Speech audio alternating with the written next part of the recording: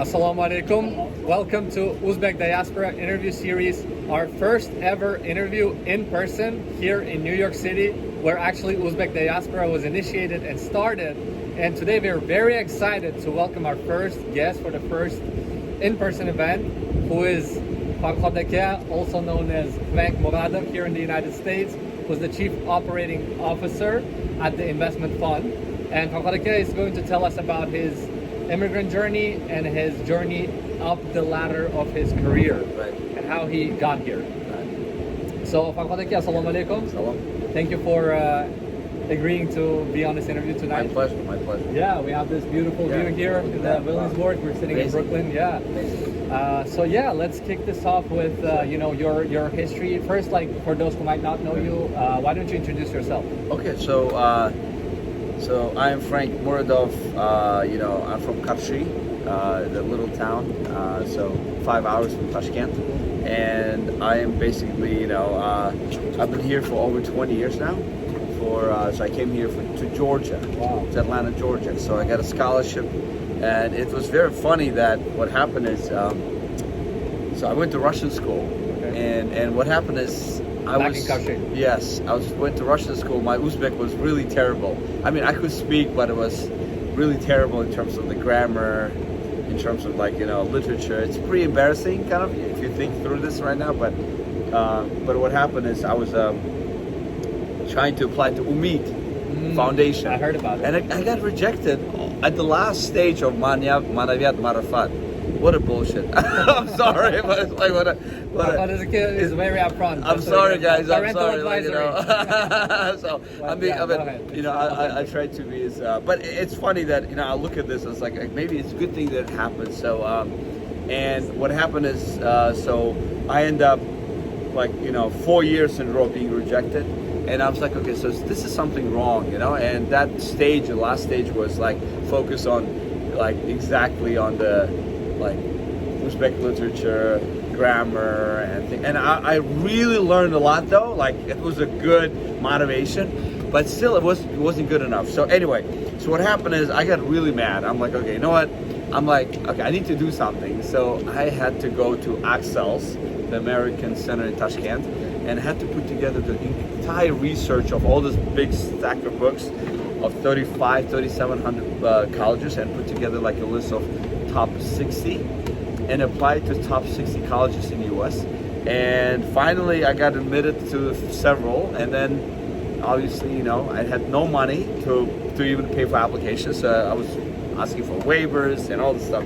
So the bottom line is I got accepted, and I got accepted also to MBA to London.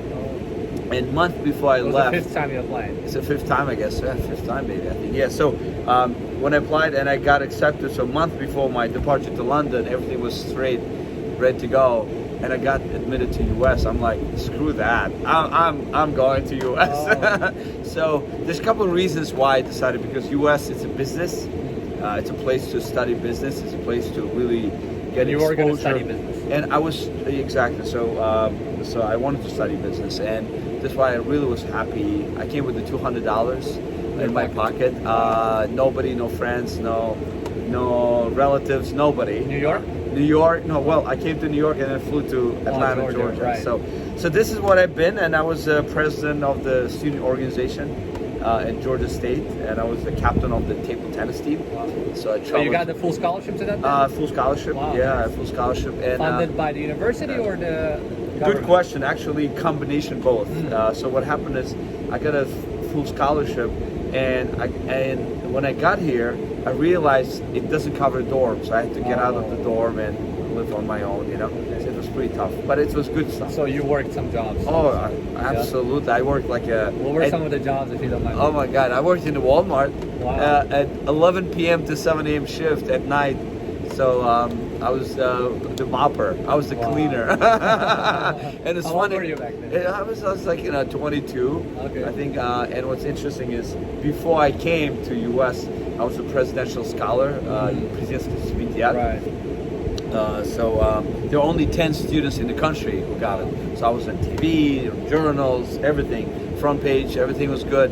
But then, you could see that opportunities were like a little scarce, Right. and it was pretty kind of environment was tough, So he said, okay, no, I need to go in. But US has been wonderful, I met some beautiful, great people who changed my life, I'm very grateful to this country. And so yes, I worked so many jobs at night and running the student organization and playing table tennis on national levels, and but then I moved to New York to study at Columbia. Columbia University, New York.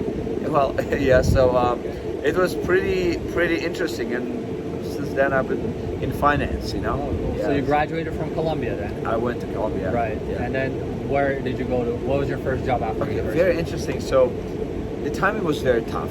I got an externship at GE Capital, and then at JP Morgan, Wall Street, Global Equity Research. And after this, I got into a real estate firm, worked kind of like a little bit like sideline. It was really tough because, there's like almost like identity crisis too. Like you're trying to figure out like the names and how you're going to position yourself, how you want to place yourself in the marketplace. And you have to go through some pretty interesting life-changing events, like where you really understand like what you want to do in life, what exactly the purpose or what exactly the field you want to be in. And when you don't have a mentorship, when you don't have a guidance, when you don't have, I would say at that time we didn't have many people from the community to say, hey, you know what, come over, like let's talk about this and things like that. But so I had to figure out myself basically. So and then I ended up being in hedge funds. I was working at the biggest hedge funds, investment management firms, Capital Group, one of them. I was an assistant portfolio manager, managing $50 billion. So it's That's large how cap. long after you graduated again? Long time ago. Maybe 4 years maybe. 4 years after you graduated? Yeah, 4 years. Okay, so you built up some experience and then 3 you years. got there, right? Yeah. So what happened is I got in and there was a recession. Right. And recession was 2008. 2008, it was terrible. And it was just like no jobs, like a lot of companies were shutting down. Lehman Brothers, completely, Bear Stearns shutting down. I remember those days. Through it. I lived through this, and we only saw it in the movies. We were too young for that. Yeah, it's funny that it's like I had friends who actually they called me like, hey, today's my last day at this job, and I was like, did you also get laid off back then? No, I didn't get laid off, but I had. It's funny that I had to stay employed and I had to be engaged. So I had a couple of opportunities like in contract jobs, so the contract with an option to extend and then convert it to full time. But so not like commitment. Could convert it to converted to full time. So it was really tough because the companies were cutting the costs, and the companies were not really certain about what's going to be the future. And it was like really you have to it's like jobs were very competitive, probably. Very competitive. It's like companies shutting down, and everybody was super competitive, and every company on the looking at the bottom line, can they survive? Can they make it happen? And that's why I didn't want to hire anybody full-time benefits. It was like completely 1099 or W-2 with very limited, So it was like very interesting, surreal times. And but look, you stay positive, right? You have to keep strutting. And I started a couple of startups there too. Yeah. What are some of them? Well, it's a roomzoom.com. I tried it, didn't work out, but it's 2009? like 2000 maybe 9ish, Okay. So but it's good. So failure is good. Of course. I like failure because it's like it teaches you things that you shouldn't do. But the basically most important thing is like when you are immigrant in this country, you learn from every failure you make. Yeah. And it's and you have to make sure that you really get the best out of it, And as long as you kind of keep going, keep fighting, I think that's a rule of the game. Interesting. Yeah. So now your position is a chief operating officer, right? Well, how long have you been in this firm? Well, I've been here for like 3 years, I think. Okay. So we have two funds. We have a private debt fund, Parker Capital. We originate, we underwrite, and we fund commercial real estate deals throughout the country. Mostly residential, non-owner occupied commercial properties like you see right here. Yeah. So, and we do it nationwide. and once we fund it, we sell the CMBS, commercial mortgage-backed securities, to Wall Street, like a Deutsche Bank, Wells Fargo, HSBC, and biggest funds in Wall Street and Silicon Valley. And the second fund we have is a private equity fund. It's more like a hybrid private equity fund where we provide seed equity to real estate developers, mostly in the East Coast, where again, multifamily, ground-up constructions in Atlanta, Georgia, in Baltimore, Nashville, New Jersey, New York. So I'm kind of like covering the equity and debt. So I'm mostly like working with the capital stack on behind the real estate developments. So just before we wrap up with your career thing, Sure. what would you say is the number one advice you would give somebody who's young, who just got out of college, wants to start their career in finance? Very interesting, good question. You know what? I have a lot of people that reach out to me, and I haven't seen them. They live in New York, Right. and I haven't seen Random them. people. And random people through our community, kind of, and they're like, hey, Frank, can you help me out? Like, I'm trying to get in. Like, it's very interesting how the landscape right now is very tough right now because of COVID-19. A lot of companies are slashing the budget, but also some companies actually booming. So my advice would be is whatever you are in the stage, you always listen to people who really, I'm not saying they're accomplished, I'm not saying they're successful per se, and the word success is such a vague, so, but you have to listen and you have to ask the questions and you have to ask for advice, and you have to reach out. So this, my number one advice would be like, don't be embarrassed, and never think that if you ask help, it's considered like you're weak. It's not. It's a good thing. And I think and those people who are going to advise you, they might be a little bit too harsh on you. They might be too maybe straightforward. It may touch some of your feelings, but it's a good thing though. It's a good thing because you know what? It makes you stronger, and you have to listen. But you have to filter through, obviously. But then whatever you feel that the advice was good, take it. Sometimes you just need to take it, process a little bit. So that's my advice. Definitely talk to people. Reach out to people. Listen to more accomplished people. No, exactly. So talk to them, ask for help. And second thing is go to events, go to networking events, learn. Communication is key. Through communication, you're going to find a new firm, new trend in the industry, new opportunities in the industry, what kind of skill set they're looking for, and maybe even meet one of those people who are actually going to hire you, and or maybe refer you to. So and what's interesting is my first actually job offer was from Goldman Sachs in Wall Street. And interesting is that it was coming from a lady I never expected, that she would be from Goldman Sachs. I never expected because she was like, I was working at the Columbia University admissions, and I was giving lectures 3 times a week, and she would, everybody lines up, to talk to me and to, so I can give them like personal advice, but like what to do and not to do to get in.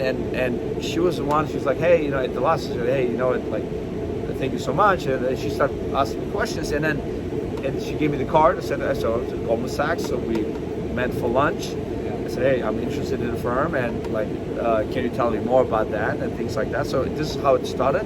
So even though I didn't go with Goldman Sachs, but I just want to say this, that it's about people, connecting people.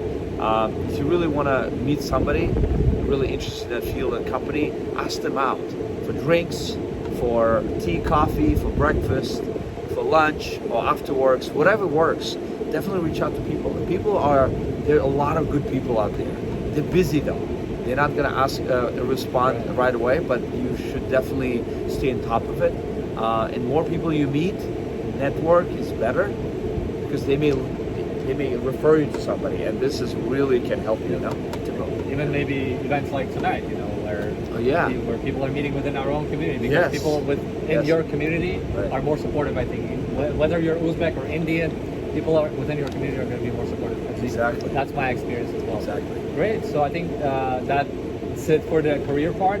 Now let's talk about your very interesting experience with organization that you co-founded that was very similar to our organization, Uzbek Diaspora, but was called Uzbek Initiative, right? Right. So how did that start? What was it about? Who did you start it with? Tell us all about it. It's very interesting. So, see, I was very happy that what you guys are doing right now. So it's kind of reminiscent of those times, and it's like new blood, new perspective.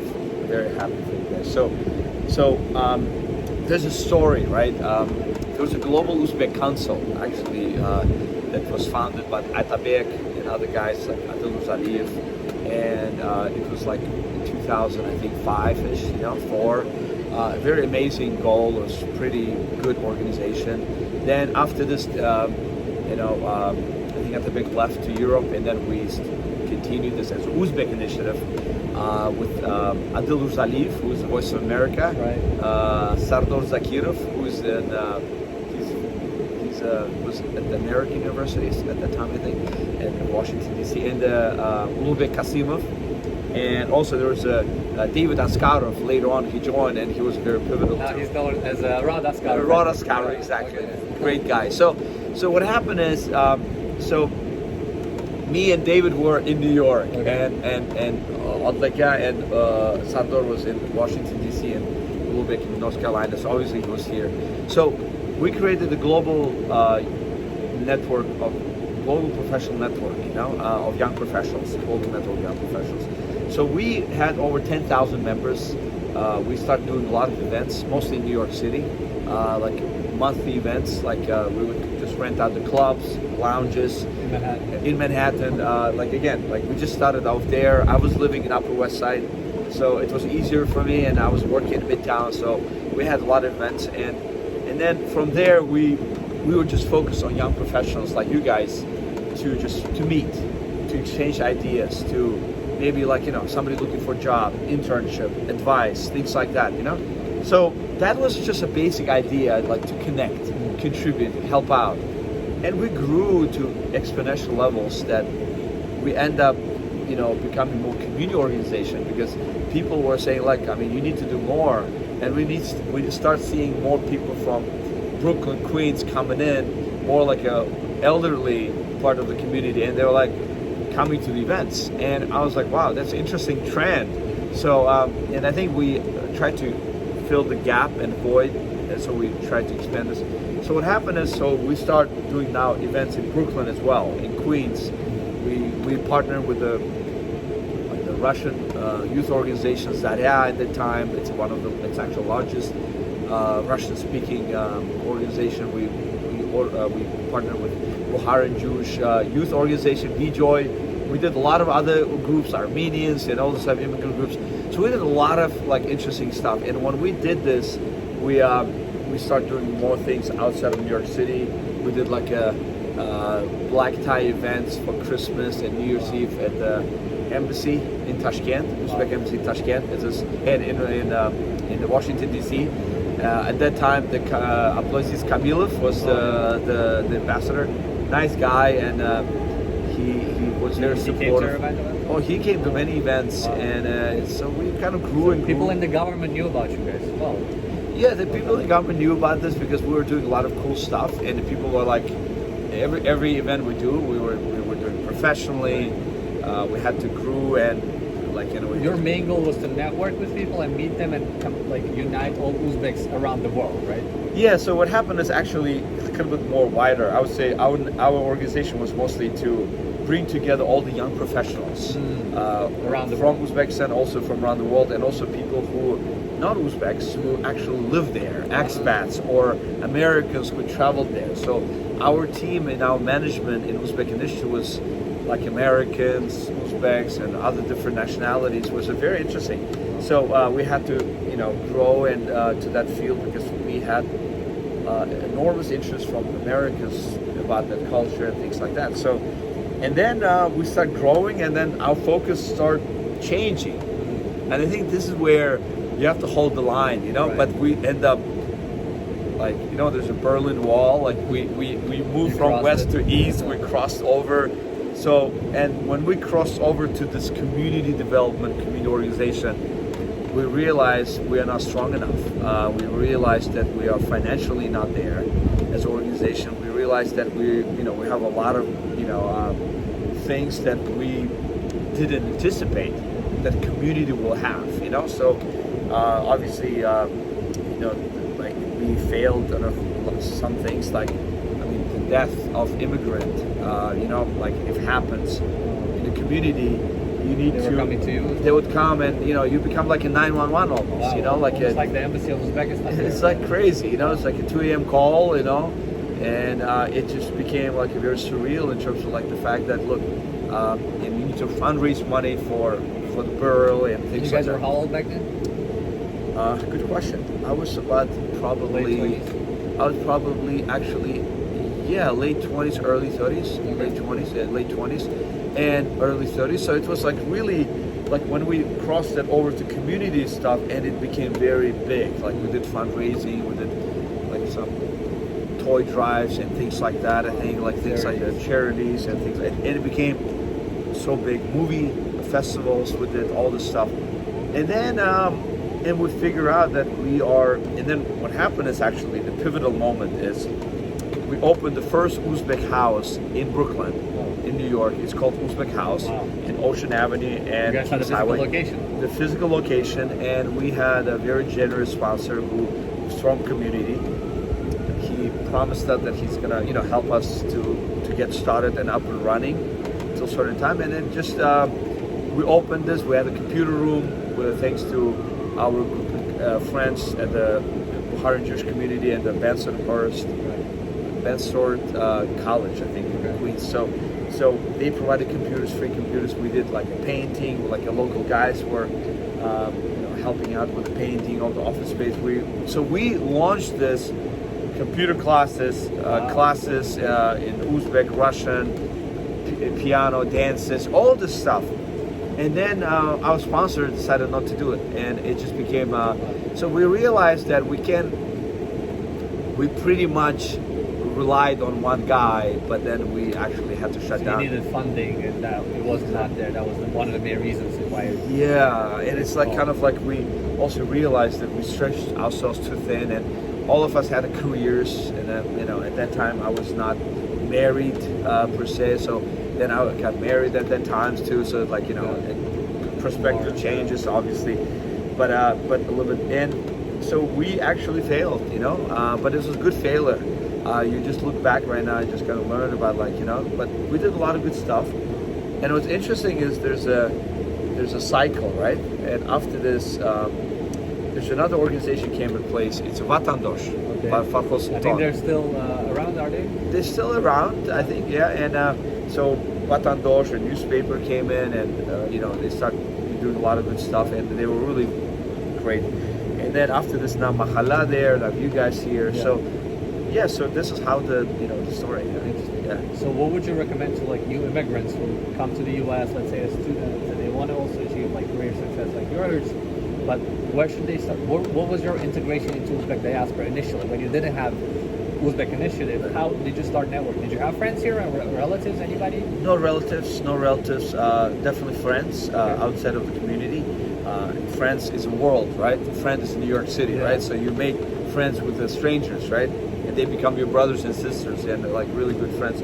So what happens is, I didn't have really per se like from our community, like it was like almost non-existent. But there's in New Jersey actually. There's a Turkistani American Association. I went there a few times, and because of the Columbia, we had a lot of events in our field, centered on the community. But then I met a lot of great people. So my advice to a lot of people immigrants just came to the US, who came to US, look, work hard, never quit education, never quit learning. There's a saying is the moment you stop learning, the moment you die. So this is very important. So never stop learning. And again, I don't mean that you have to go to college or masters to do things, to learn things. You can learn from the peers, you can learn from the work. But definitely, I would say, don't stop. Like if you came here as an immigrant, and again, it's a very interesting, like you came here as a student immigrant, or you like a non-immigrant, or you came here as a green card holder. You will have a different experience. Different experience. It definitely have like access, right? So I would say if you have the green card and all this privileges of working, definitely go and start figure out like where you need to go, get into job in Wall Street, in finance. I would think this is great opportunities in New York City right here. I mean, you can't go wrong with that. Start from the bottom. It's okay. Is New York still a good market for jobs? Good question. Good question. So I think it's coming back. I was in Miami for the conference. Yeah. Over the Did weekend. you feel Miami was much more lively than New York? Absolutely. I felt like Miami was like completely transformed. It was like something that a little bit kind of surreal. Miami used to be like a tourist destination, but now you see like it's a business destination. Yeah. So I would say there's a lot of pockets in the U.S. That booming right now. Like there's Dallas. Austin. There's like Austin, Utah, Philly. I heard like Nevada is like again is interesting. Tucson, Arizona, like all these places, like Phoenix. So there's a lot of pockets there, and wherever you are, you just need to make sure you stay focused and always ask for advice. It's always talk to people. Try to figure out.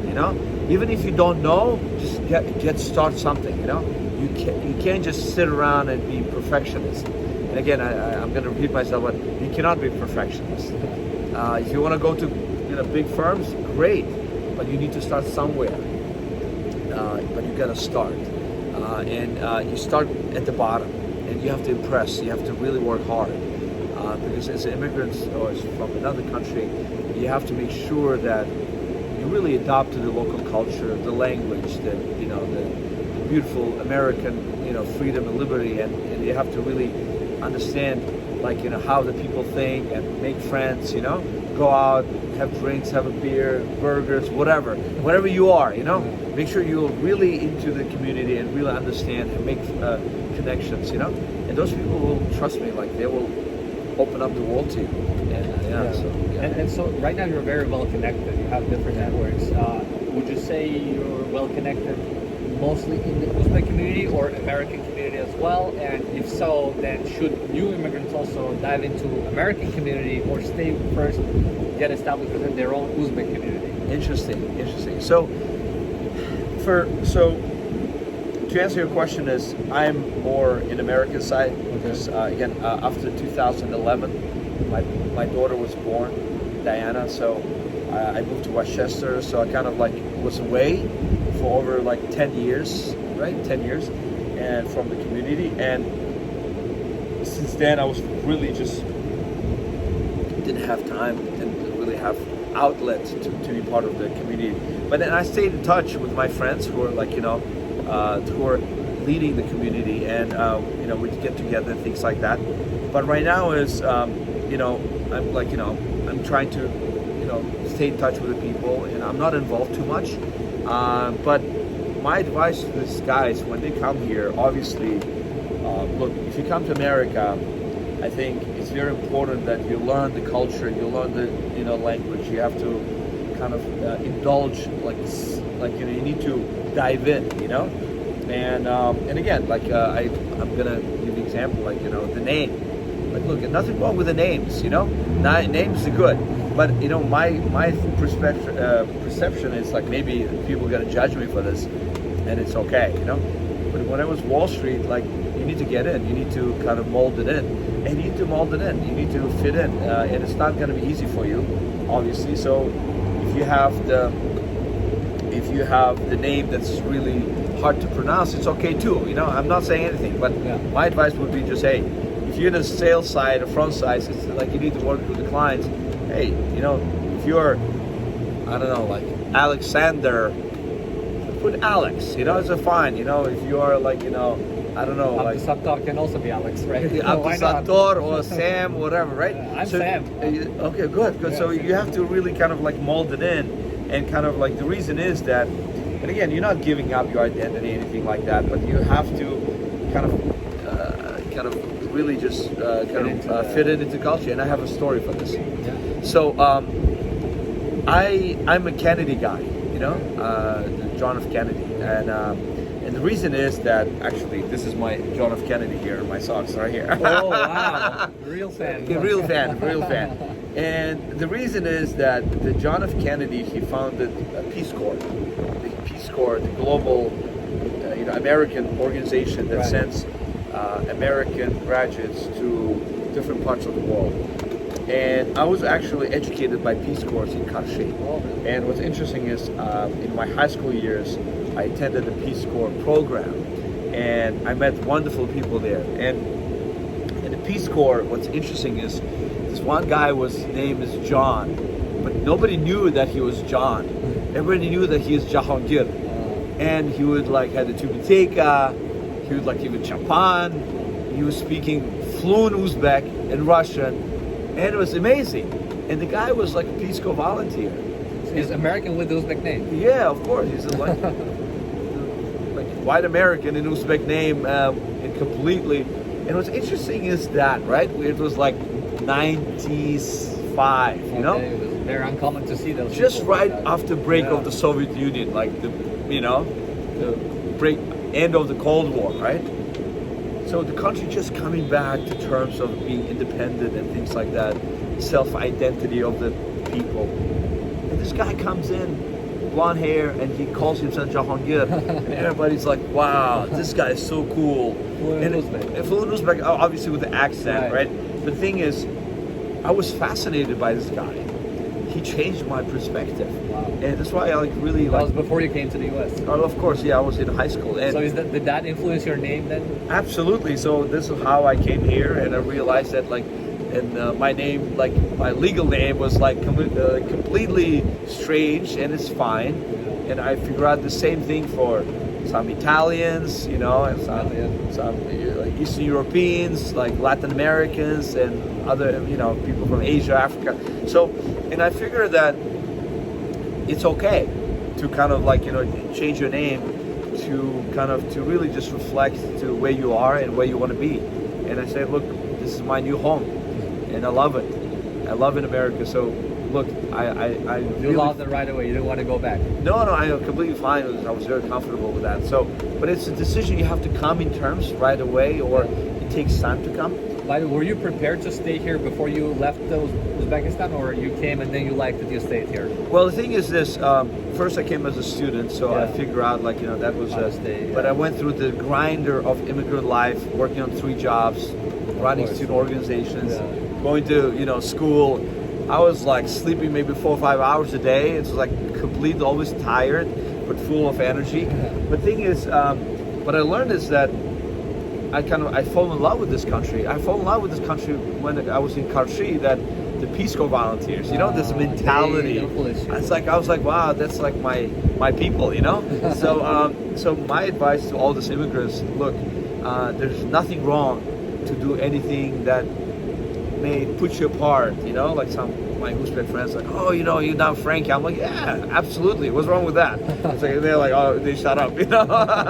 Hey, I think it's completely fine as long as you're comfortable. Yeah. You have to think about yourself. If you're comfortable, the rest doesn't matter. And then you basically. So that helps you as well to get into career spirit because they look at your name, right? Yeah, absolutely. And again, I was working in the big funds and big firms, and people call me and like, I don't want the conversation to be like, how do you spell your name? And I'm like, it quick, 10 seconds. Yes, Yeah. yeah. Okay, did you get my email? Good. Okay, did you confirm it? Can you see the report? Okay, got it. Okay, bye. Thanks, bye. Yeah. Like, you don't have time for this. And what happens is if somebody goes like, oh, how you spell it? I'm like, oh my God. And then it's like, oh, like a client in Australia, like, oh, so where you from? I'm like, okay, so there's no time to talk about where I'm from. Yeah. Let's get to the business because like I'm I have Frank, that's it, yeah. So that's kind of where I kind of learned, and it's cool. It's very normal, and I think I want to say this. I'm not the first one. Obviously, there's American history has a deep history of different groups who came in. Like I'm gonna give you Jon Stewart, comedian. His real name is not Jon Stewart. Jamie Foxx. His name is not Jamie Foxx. And I don't know It if you know- became Jamie Foxx when he came here, right? what happened is Jamie Foxx he's an actor. He was trying to get a role in Broadway, and nobody was actually calling him in. So he had to change his name to kind of gender neutral too, because they were like saying like, oh, we're looking for this, but then he came in, and the first interview he closed it. See what I'm saying? So I just want to say that. So you know, there's a lot of like different groups of people, like Irish people, you know, the Jewish. You know, immigrants came in and they had to change from brown seed to brown, you know, like from, you know, again, there's so many, like, I can go on and on. And so I just want to say that, and again, it's historically happened, and I'm not the only one. And I think this was, I think a lot of young people, I'm going to say this, I'm sorry, but just look, just make sure you're easy, you mold it in and learn about the culture, and just stay positive. And that's probably, that applies not only to the name but also like to everything, right? Your own mentality. A lot of people get attached to their own Uzbek mentality. I know people who don't want to learn the language because they're like, oh, I'm going to go back to Uzbekistan. I'm just here to make money. Yeah. Like, why did you come to the US then? Like, yes, absolutely. I thank you for bringing this up. So I want to say this, right? I have another advice. I think last year we had some group of people, very talented young people from the community. They organized an event in Baruch College, in downtown Wall Street. We had the event there. So there's a few points I want to make.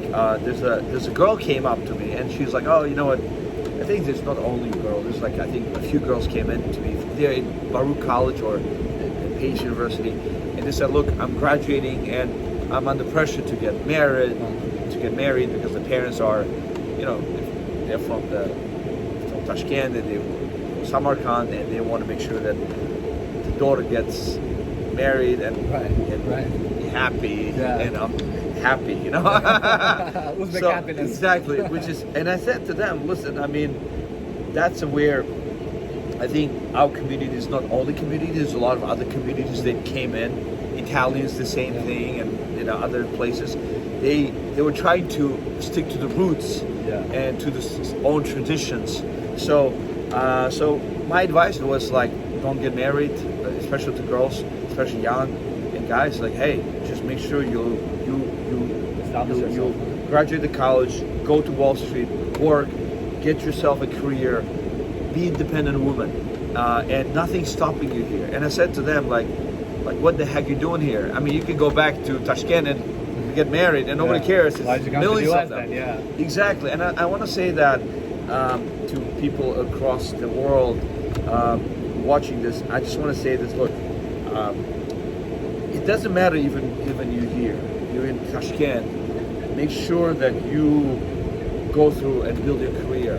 Yes, it's tough. Other places, Tashkent, other places, Samarkand, Uzbekistan, very tough. Not enough opportunities for women, especially, like, you know, it's not as progressive, you know, environment. So here, especially here, I would say if you're here, I mean, just make sure you focus on career. Make sure you focus on if you want to get MBA, get your MBA, and don't listen to your parents. I'm sorry, I just want to say the parents are. I'm a parent too of 3 kids. I might be wrong too, and I think I will be wrong in the future too. And it's okay to be wrong because we're all learning, you know, like sometimes we make mistakes. So my advice is don't listen to your parents. If they are pressuring this, this is wrong. And I think stand up. And I would say move out. Do radical move and just live your own life. And I want to say this, you know, family is important. Don't ruin a relationship, but I think you need to stand your ground. You need to really just, and the same thing for the guys who come here. And I heard some guys like Uber driver or something. It's okay. Hey, you know, you Uber driver, it's okay. I've done all the dirty jobs too. But the thing is, no, I'm sorry to say this, it's not dirty job, but like any job. Right. Like I was, you know, I don't mind if, like, you clean toilets. I clean toilet too. So it's not ideal. Absolutely. Ideal. And it's okay to work any job. Absolutely. When I mean this, please, you know, focus on your career. If you're an Uber driver or you work in a Walmart, like me, or do anything, make sure that you do your career. That's my advice to you, and I think that's it. And you can always build your family, right? Absolutely. Forget about the family right now, honestly. When you're young, don't get married. Don't worry about a family. Focus on your career. Right. Stand up. make sure you're comfortable, you're independent, you travel the world, you can go out, meet people, date, whatever you want to do, it's okay. You need to feel comfortable with the people. Amazing. I really enjoyed it. I myself can apply a lot of these. So. Like a pleasure speaking with you. Thank you so much for the interview. Yeah, thank you. Good to meet you guys. Thanks.